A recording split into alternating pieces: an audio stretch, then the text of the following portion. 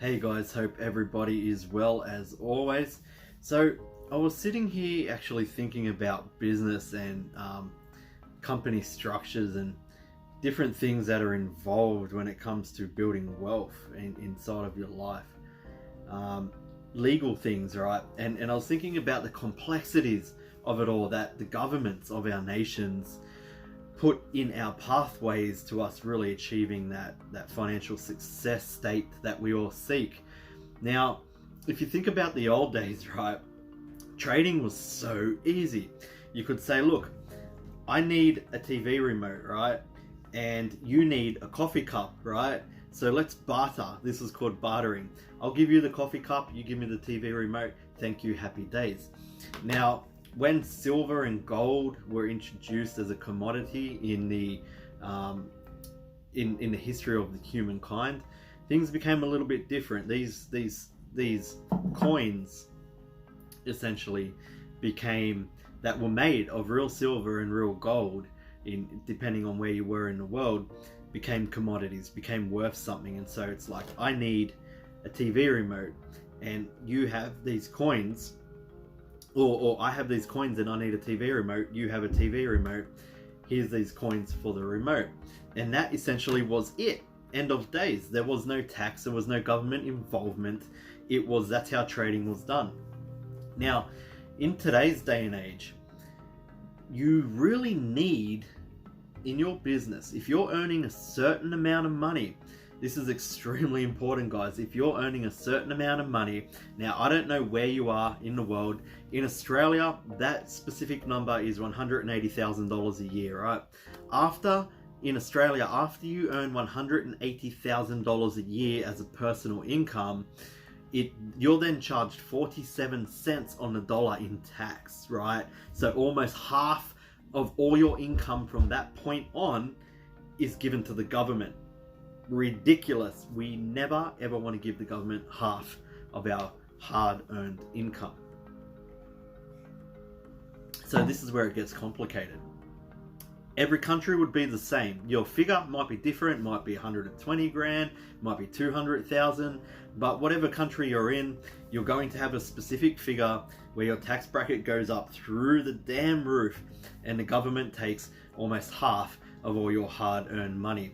So this is where it comes into the point where you truly need, if you're earning that sort of money, you truly need a professional on your side, right? Maybe you're an entrepreneur, a solopreneur, right? And you don't have a physical office with physical people employed. You can outsource these things. You can outsource chief financial officers today that work round the clock on your finances. But that's a whole nother story how you can do that, right? But you do at least need a chartered accountant, right? Don't just get a normal accountant, guys. Get somebody who is governed by particular laws or particular governing body, and that's what a chartered accountant is. A regular accountant could really screw over your business, mess up all of your finances, disappear into the night and leave you to pick up the pieces. Whereas a chartered accountant, they're typically more educated on accounting, right? But they also are governed by an international body. So if they stuff up your finances, they are held accountable by this body and also by the courts, right? So get yourself a chartered accountant, number one. Number two, you're going to want to set up a company structure. Now, when people think about a company, they typically think that they have a company, right? It's an entity on its own, and they will become the director of that company, who will have 100% ownership on all shares. And when dividends are paid out, they'll be paid out directly to them, and those dividends will then become personal income and taxed upon as per the tax bracket that they are inside of their nation or country. It's not actually that easy, guys. It's really not actually that easy to do. What you really need to do, because that company is still liable. So do you want to have all, you can't just say you make $400,000 in that year, right? And it's in that company. They tax you whatever the tax bracket is. In Australia, it's 25% for a trading company. 25% goes to tax, right?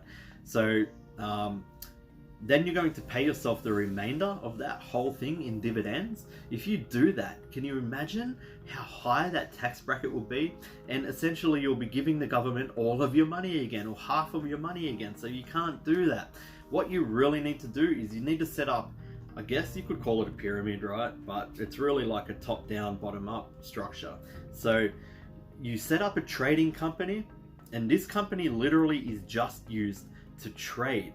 So as soon as you're paid into this company, you want to pay your tax off that and get that money out of that company as quickly as possible, because it's in danger there. That company is liable, right? So just say somebody tries to sue you for whatever reason, like these things happen in life. Some people are very I guess greedy and trying to get something for free without doing the work, right? So people get sued a lot these days, but then they can't necessarily sue you. They need to sue that company, that trading company. Now, if you've got hundreds of thousands of dollars of cash assets sitting inside of that company, it can be sued and they can get their grimy little hands on your hard-earned money.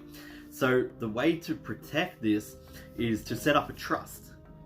So first you have your trading company, and then under this you have your trust, right? And your trust actually owns 100% shares in your trading company. So you don't even own this company at all, right? Your trust owns and controls your trading company. However, you become the trustee of your trust, and therefore you control the trust, right? So here it is. Say you've got $350,000, for argument's sake, left after the annual period inside of your trading company. You don't want to leave it sitting there. It's in danger, right? You got to always think it's in danger. Your trading company is money in, money out. It's literally for trading, right? You've paid your 25% tax, which it is in Australia. These structures would be so similar anywhere else in the world, guys. It's just the numbers would be a little bit different, like the tax brackets and all that, right? So you've paid your tax to the government. They've got their share of your hard-earned cash, and then you don't want to leave it sitting in there. So you declare as the trustee that the trust wants to receive a dividend, right, paid into the trust to the amount of $350,000. So you're essentially emptying the company bank account. So the trust will then get paid that $350,000. Now here's the beauty, guys. Trusts don't pay tax, right? Trusts don't pay tax. So you've been given that dividend now into your trust. It's not in your pocket. It's not in your personal bank account. It's now safe out of the company and inside the trust, right? So sorry guys if you can hear my kids screaming up there. It's a madhouse over at my place. Anyway, hang on, I'll just tell them to be quiet.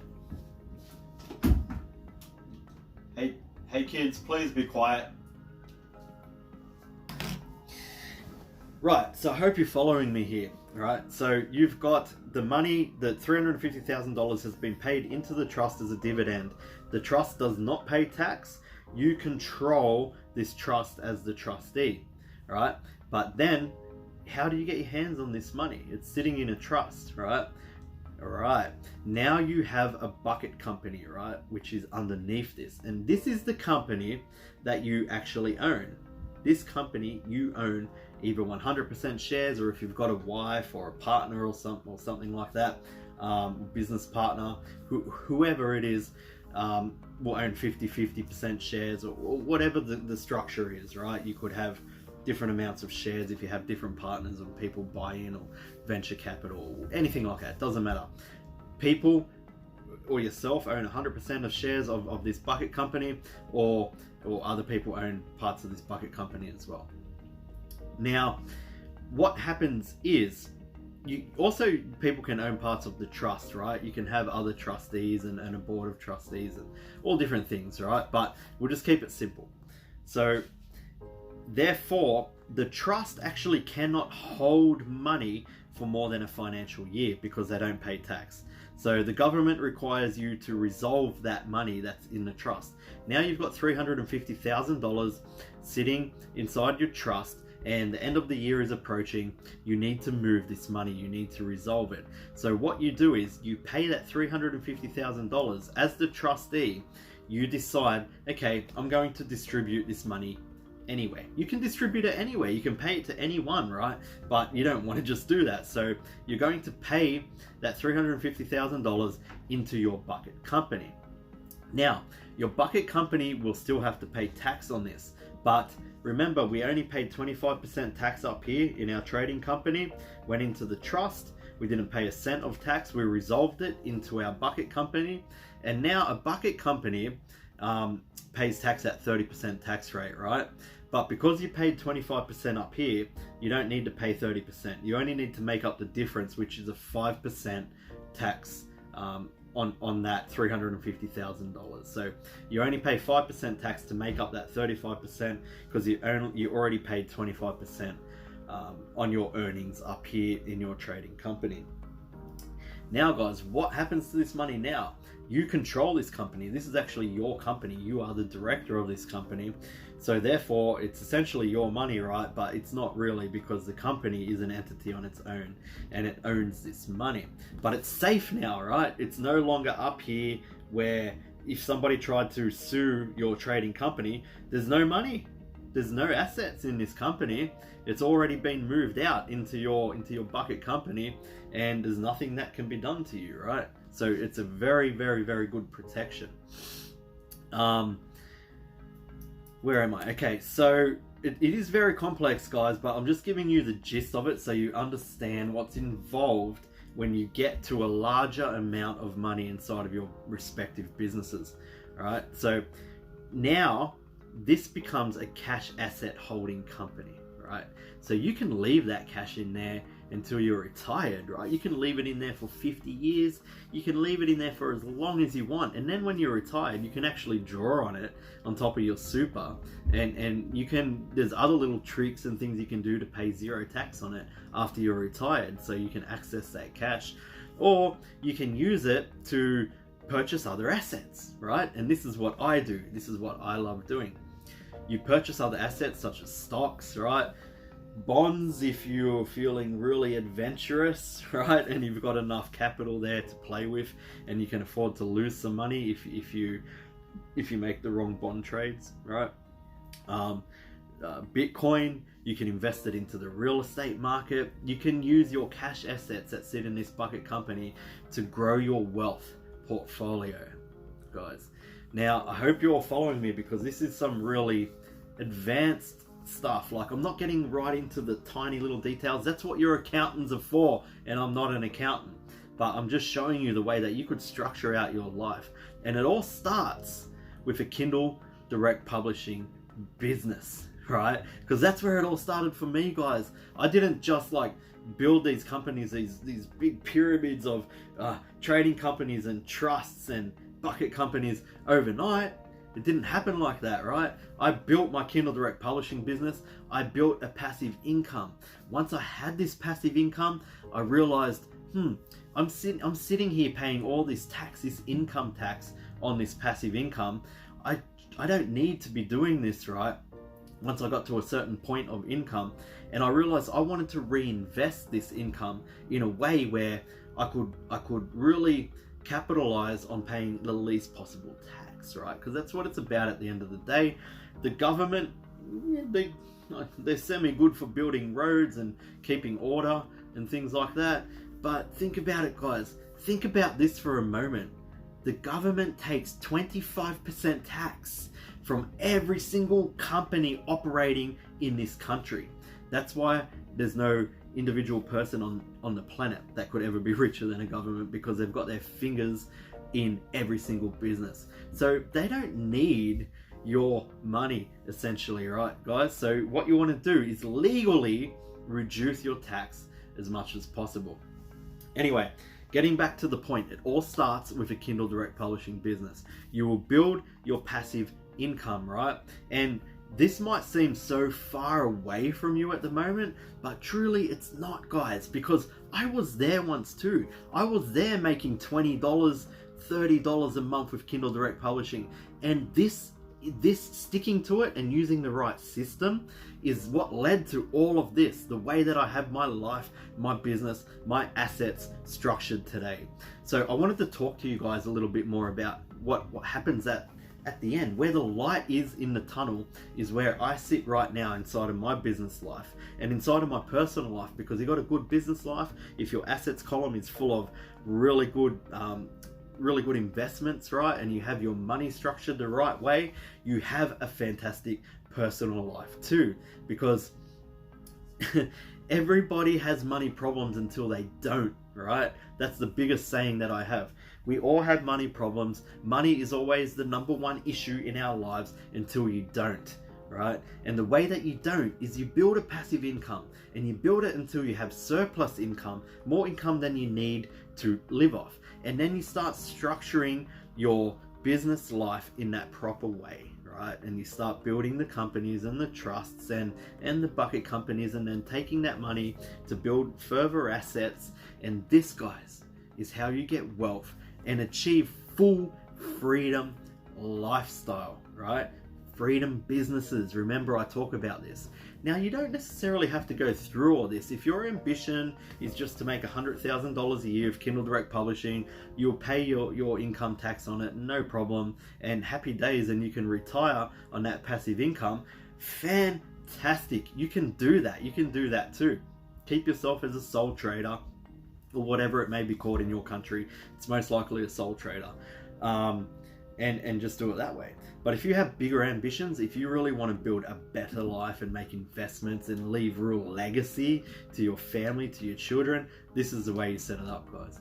Anyway, I'm sure I just exploded your minds with that video. I know it's a lot to take in, but if you're interested in it, definitely get some advice from an accountant about this, right? Because now you have a really good idea of the overall structure of how it works when you truly want to accumulate wealth and use your Kindle Direct Publishing business as a stepping stone or a springboard. Really, it's a springboard into that life that you can really create if you use Kindle Direct Publishing the right way. So guys, I actually have a program called the KDP Permanent Cashflow Program. You probably all know about this program, but if you don't, it's essentially the way that I use public domain books to start off and really create a passive income where I do over $100,000 a year, typically around $120,000 to $130,000 a year in passive income with Kindle Direct Publishing, which, guys, puts me in the top income bracket, top 6% income bracket in my country, Australia, right? But I have other income assets as well. That's just Kindle Direct Publishing.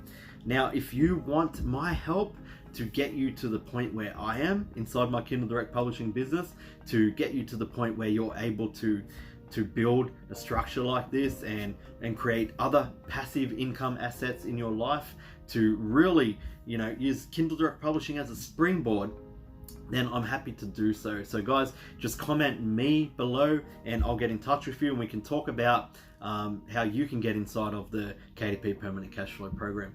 Anyway, guys, I hope that you got some fantastic value out of this today, and I know it's a mind-blowing type of thing when it comes to tax and building wealth and companies and government involvement. It's always this complicated because the governments are involved, guys, at the end of the day.